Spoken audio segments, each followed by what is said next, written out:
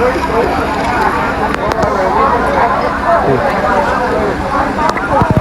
chai chai ạ.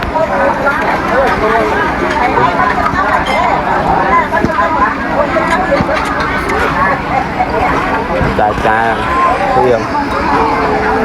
Hả? Nó hoặc ban nó y không?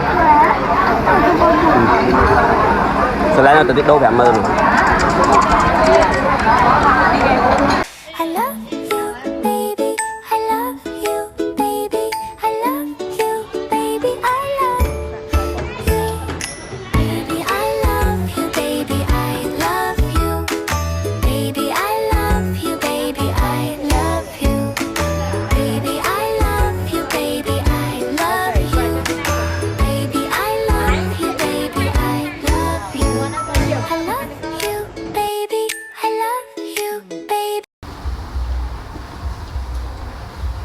Chụp nhám mà.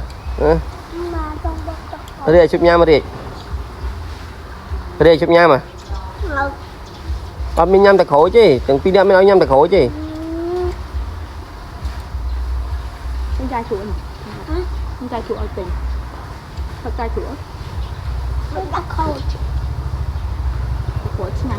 Thật khổ. Mình sao chụp đẹp đấy. Thật là... Đánh mơ.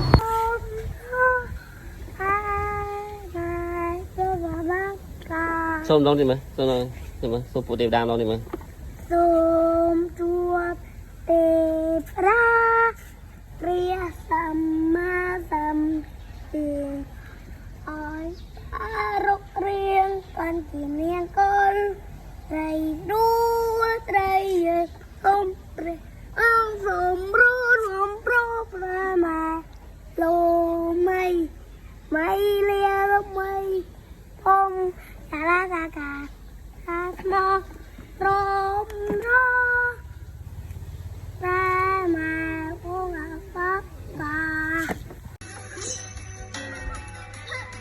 Chuẩn bị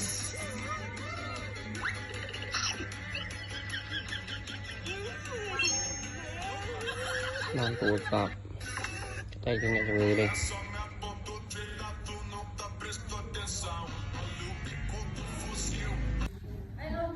Về tay nè.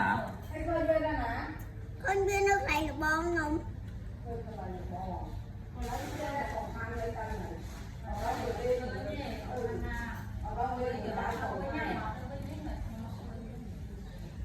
Mười có bầu mười lại được cây vậy rồi.